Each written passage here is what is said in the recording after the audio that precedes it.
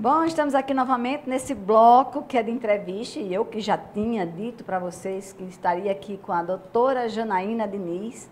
E assim, super feliz porque até que enfim ela resolveu vir, viu? Porque ela já tinha sido convidada algumas vezes, ficou adiando. Então, muito obrigada, viu, Janaína, por ter vindo, mesmo sem gostar muito, que eu sei, mas que eu não sei porque que ela não gosta, porque ela já parece uma artista e o trabalho que ela faz, vocês vão ver daqui a pouco que ela é super, sabe, bem à vontade e ela, tenho certeza, daqui a pouco vai ter um programa de TV também, viu? Para falar de tudo isso. Mas aí vamos falar, antes de mais nada, porque a doutora Janaína, ela é quem, vamos dizer assim, construiu a ideia, ela se inspirou e esse projeto do Café Psi, que eu acho que muita gente já deve ter ouvido falar, mas quem não ouviu, fica aí que a gente fala daqui a pouco. Mas eu vou mostrar a vocês primeiro quem é a doutora Janaína. E aí, Janaína, eu queria começar lhe perguntando de onde foi que surgiu essa ideia de ser psicóloga? Que inspiração foi essa? Primeiramente, quero agradecer o convite. Oh. A honra é toda minha estar aqui, Cláudia. Psicologia, na verdade, eu comecei o curso tarde. Eu fiz publicidade e propaganda, já próximo de terminar o curso. Aí meu marido foi fazer doutorado em Salvador, eu acompanhei, aí tranquei o curso. Cheguei em Salvador, eu disse, vou iniciar o curso que eu tanto desejei. Quer dizer que você já desejava? Já desejava. E você desejava por quê? O que é que você imaginava? Pois é, nada a ver com. Eu escuto muitas pessoas dizerem, eu gostaria de me entender, eu gostaria... Não, era uma ciência que eu sempre achei muito bonita, sempre quis compreender melhor o ser humano, trabalhar com a mente humana e... por um motivo, por outro, ia adiando. Fui fazendo o que era mais conveniente, tenho famílias jornalistas e fui seguindo esse ritmo, só que no decorrer do curso eu vi que não era isso que eu queria. Que realmente abracei o meu sonho de fazer psicologia e hoje não me arrependo. Poxa vida, isso eu acho que todo mundo saiu ganhando com essa história de agora resolvi fazer psicologia. E aí faz consultório, ou seja, você é psicóloga clínica, não é isso? Clínica e estou terminando agora. Na verdade, eu já paguei todas as disciplinas, só falta apresentar o TCC, que eu fiz a pós-graduação em Psicologia Clínica e Saúde Mental. Ai, que legal. Então, vocês vejam que ela, além de fazer o curso, claro, se especializando, melhorando, que é isso que todos nós temos que fazer para ficar atualizadas, né? E o nosso saber possa realmente ajudar o outro. E essa ideia de ajudar ao outro, de ser importante na vida do outro que precisa... quando lhe procura, isso também te encantava de alguma forma, tem a ver com sua personalidade, seu jeito de ser? Sempre fui uma pessoa muito espontânea, sempre as minhas amizades sempre duradouras, amizades de infância, sempre fui aquele ouvido aberto, sempre fui aquele ombro, né, para acolher. Então, assim, acredito que isso... Quase a poesia da Cora Coralina, né? Foi, né? Acredito que isso tenha favorecido essa escolha de ser psicóloga. Né? No decorrer, inclusive assim, quando você fala na psicóloga clínica, psicologia clínica, né, no decorrer do curso, a psicologia organizacional foi me chamando. Foi Robson, foi para casa que ele inspirou. Exatamente. Ele é encantador, né? Então muita gente vai para a área porque, né, se identifica. Exatamente. E o Robson, inclusive, citando ele, uma vez em conversa, em próprio Café Psi, quando eu o convidei, ele, no final, quando ele foi fazer os agradecimentos, ele disse que não tinha dúvidas, que a psicologia organizacional estava me aguardando, me esperando. Eu até tentei, mas na minha parte, tentei. Eu achei que você podia fazer as duas coisas, né? Porque eu já fiz, viu? Cláudia, mais paixão, se sentir bem, se sentir realizada, eu acho que é com a clínica e também desenvolver alguns trabalhos com saúde mental também, trabalhei na Secretaria da Mulher de um município aqui do estado e fui me identificando, isso aí foi me trazendo mais e mais vontade de trabalhar nessa área. Eu nem sabia que Janaína tinha trabalhado na Secretaria de Mulher, porque hoje eu estou na Secretaria de Mulher como superintendente da mulher, né? Então, quer dizer, nessa área até, vamos dizer assim, meio nova para mim, porque essa história de pulverizar, você disse, eu tenho outras ações, né, que a gente vai falar daqui a pouco também. Então, assim, quando a gente está no consultório, que vem alguém nos procurar porque está com dificuldade, e os seus problemas, às vezes, são tantos que a gente tem que cuidar do outro, esquecendo da gente para não se envolver, né? E poder dar o melhor que a gente pode. E quando essa é uma relação de dois, cada um tem a sua parte, não tenha dúvida que ali, você querendo ou não, a energiazinha vai. Né? Então, quer dizer, quando eu vou pulverizando, fazendo outro trabalho, isso descansa um pouco a mente. Você concorda comigo que isso funciona mais ou menos? Totalmente, Se totalmente. ficar só no consultório ali de manhã e tarde, não tem como. Totalmente. Então, a gente lida com emoções todos os dias. Né? A gente precisa E estar negativas, principalmente, né? Porque se tiver só positiva, não é para ali, né? Exatamente. A gente precisa estar muito bem trabalhada, com a nossa mente, com a nossa cabecinha também, muito bem, para que a gente possa dar esse suporte e não se envolver. Né? Então, assim, outras ações, como você mesmo cita, outras ações é de grande importância, né? Para que a gente... E as pessoas, às vezes, até nem entendem quando a gente diz que a gente tem os nossos psicólogos, né? Para poder a gente estar exatamente como você disse, né? Ali esvaziar, se compreender e saber separar, né? A vida toda eu sempre gostei. Mas aí qual foi a abordagem que você buscou? Aí é você que vai ter que prestar muita atenção aí, não é? Porque é aí que vem as identificações profissionais, não só com o ser humano, mas também com a forma que ele trabalha. E qual foi essa abordagem? Então, ainda na graduação, eu buscando me aperfeiçoar, saber que abordagem eu iria seguir, então eu fiz a fenomenológica existencial. Né? Não bonito, né, minha gente? Mas vai explicar. Exatamente. E aí você pergunta, e a gente sabe, né? Baseado em que você procura tal abordagem? A minha visão de homem, a minha visão de mundo. E eu acredito no instinto construtivo, né? Ao contrário, não desmerecendo, não dizendo que é melhor, que não é, mas ao contrário da psicanálise, por exemplo, que percebe um instinto destrutivo, enfim. Eu já tenho uma visão totalmente contrária. Quando o cliente chega até o consultório, né, com aquela parte que não está saudável, eu tento potencializar. Que é o que Freud chamava de destrutivo, né? Aí você chama não saudável. Não, né? Saudável, exatamente. Eu tento potencializar a parte saudável, sem integrar o todo. Ressignificar, na verdade. Ressignificar, né? Não dá tanto... Obviamente que o sintoma está dizendo muita coisa, né? Mas a gente não foca no sintoma como algo primordial daquela queixa, daquele problema. Até porque muitas vezes, quando nos procuram com a queixa, a gente, quando vai trabalhar um pouco mais a fundo, a gente vê que a queixa não é o problema. Então, acredito muito nesse potencial que o ser humano tem de se desenvolver. A queixa principal, ela normalmente vem, vamos dizer assim, do que está doendo mais naquele momento, mas por trás que está emergindo, né? Mas quando a gente trabalha mais, quando a gente começa a conhecer um pouquinho a dinâmica daquele funcionamento daquele ser humano, a gente começa a perceber que por trás daquilo tem muitas outras coisas a serem trabalhadas e é possível. E essa possibilidade que você constrói com o seu paciente, essa relação psicólogo-paciente, né, na coisa mais importante que a gente sabe que é a construção da confiança, que a gente sabe que tem a ver com a empatia, né? São tantas coisas de que estão envolvidas ali para dar certo. Sim. E aí, como é esse processo? Porque as pessoas imaginam que é como conversar com um amigo, é como dizer, mas eu tenho uma minha amiga que eu falo tudo, eu não preciso de psicólogo, porque eu tenho o padre, eu tenho o pastor. Eu acho que você já ouviu, né, Janaína? Muitas vezes as pessoas acharem que o psicólogo pode ser substituído por um grande amigo. O grande amigo é super importante, o padre, o pastor, tudo é super importante. Mas as pessoas não entenderam ainda aquilo que é a patologia, que eu costumo dizer que são aqueles comportamentos que todo mundo tem, só que com intensidade e frequência a ponto de não se suportar. Intensidade e frequência, você falou exatamente né, o que a gente costuma muito falar.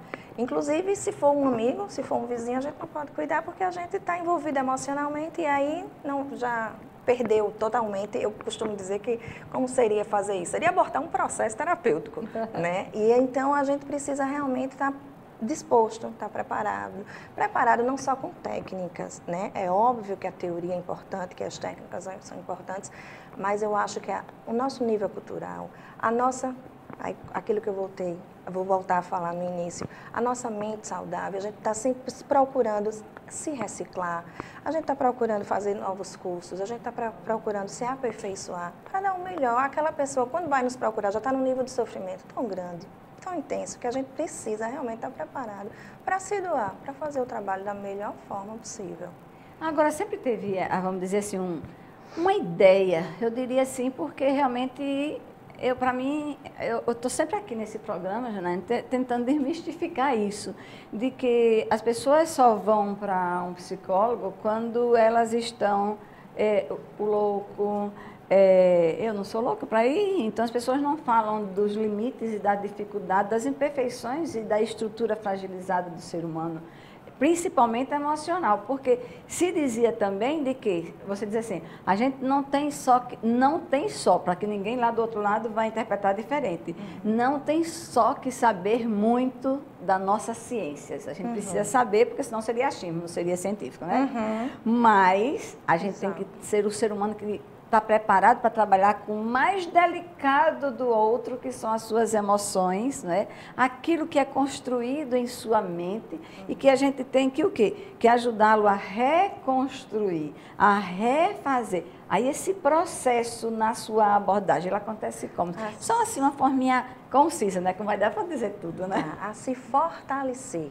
Né? Realmente, eu até inclusive falei, já, quando nos procura está num nível tão fragilizado de sofrimento, e quando você fala em desmistificar, e às vezes não, a psicologia está lá para um autoconhecimento, se a pessoa às vezes está querendo se autoconhecer, não necessariamente no seu limite, né, de sofrimento. A gente até gosta muito, né, quando as pessoas não vão no limite, que dá menos trabalho, menos sofrimento para o paciente e menos trabalho para o psicólogo. Exatamente.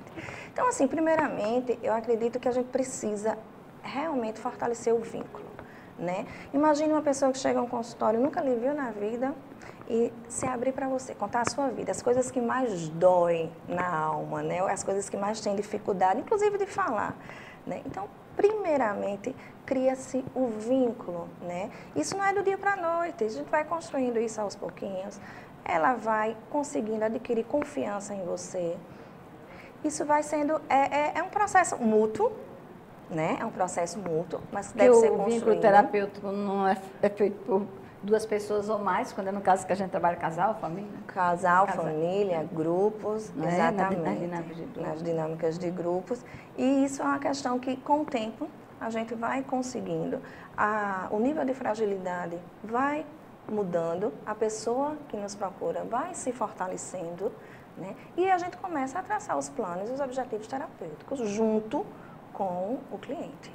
Ou seja, traçando esses planos, então você consegue fazer o passo a passo que vai de acordo com o que a pessoa é capaz, vamos dizer assim, de seguir, não é? E você colocando ali o seu empenho profissional, o seu conteúdo científico para facilitar. Então as pessoas não precisam ter medo de dizer assim, poxa, se eu vou lá porque eu não sou capaz. E aí isso depende de cada um e a gente está lá arando o terreno para ela escolher a semente que ela quer, né? Porque ninguém escolhe, a gente favorece, né?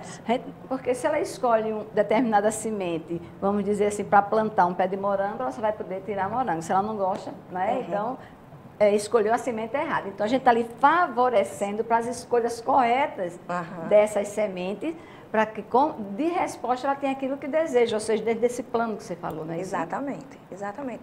E é muito bonito a gente perceber que eles conseguem, né? Quando chegam lá, muitas vezes desacreditados, achando que não é capaz, e a gente está lá favorecendo, e eles conseguem, com o decorrer do tempo, conseguem se estruturar, ressignifica aquilo que estava sentindo, e o mais bonito, caminhar com as próprias pernas, o momento que a gente diz... Sem dependência, né?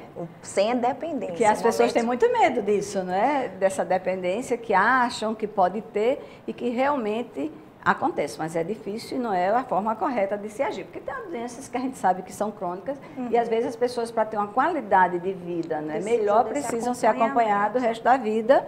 Às vezes precisa do psiquiatra e do psicólogo o resto da vida. Essa situação, ela é única, ela tem a unicidade de cada paciente que busca. Mas agora a gente só tem um minutinho aqui desse primeiro bloco falando da doutora Janaína. Aí eu pergunto, quais são as principais, vamos dizer, queixas que tem no seu consultório? Eu sei que é muito comum nos consultórios da gente ter as mesmas coisas, não é? Mas eu não sei se tem... Eu queria que você pudesse dizer para as pessoas assim, com quem você trabalha, né, a faixa etária, se é criança, adolescente, quais são as pessoas que você direciona o seu trabalho, onde é que você trabalha, né, que as pessoas querem encontrar a doutora Janaína, encontra onde, né? Será que tem algum lugar que vai buscar, né? Então, Diz um pouquinho aí dessa sua, vamos dizer assim, para aquele que quer escolher o Janaína e quer encontrá-la. Ela trabalha com quem e onde? Tá. Eu trabalho com adolescentes e adultos, meu consultório fica no Empresarial JTR e a queixa mais comum hoje é a ansiedade.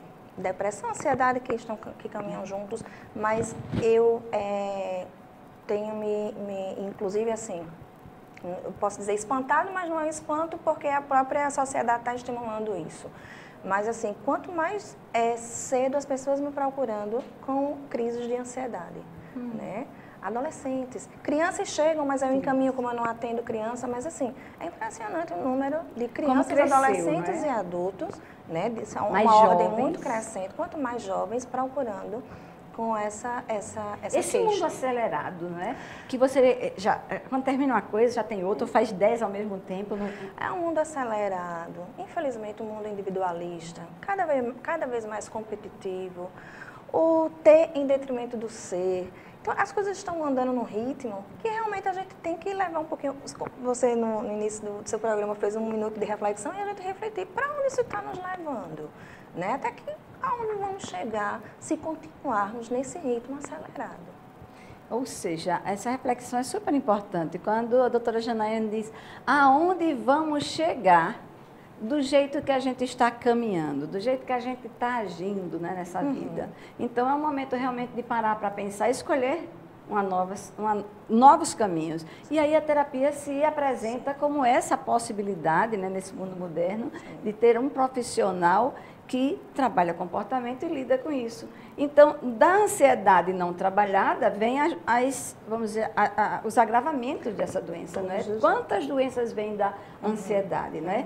Quantas dificuldades do não resolvido, do mal resolvido, porque a ansiedade não permite que você faça do jeito certo, na hora certa. Então, é isso que você trabalha principalmente nas pessoas ansiosas que chegam lá, elas refletirem essa caminhada? É importante, é fundamental, né? Não querer se igualar, não querer se colocar numa moldura, né? Onde as pessoas ditam o que é certo, o que é bonito, né? A gente precisa saber onde é que a gente se encaixa, onde é que a gente pode se colocar de uma forma saudável, de uma forma equilibrada e viver a sua vida de forma feliz, né? A gente não precisa estar fazendo o que o outro faz para ser feliz, né? A gente precisa se encontrar. Quase uma filósofa falando.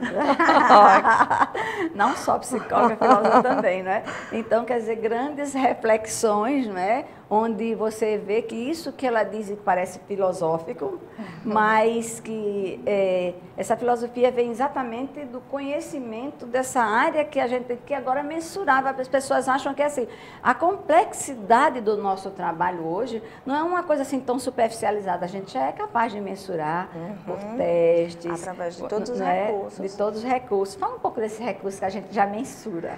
Pois é, você começou, né? Iniciou, né? Os testes, as avaliações, quando a gente fala, a avaliação como um todo, né? Desde a observação até aquilo que é palpável, né? Aquilo que é palpável mesmo, os testes psicológicos, né? Aquilo que a gente pode dizer por A mais B e aquilo ali se comprova, a avaliação psicológica por si só, não, mas juntamente com todo o seu trabalho, aquilo ali se comprova o que você realmente vê como um diagnóstico, digamos assim. Ou seja, não é o que eu acho, é o que realmente a gente sabe. Mas a gente vai terminar esse primeiro intervalo, vai dar um intervalozinho nesse bloco de entrevista e a gente volta daqui a pouco.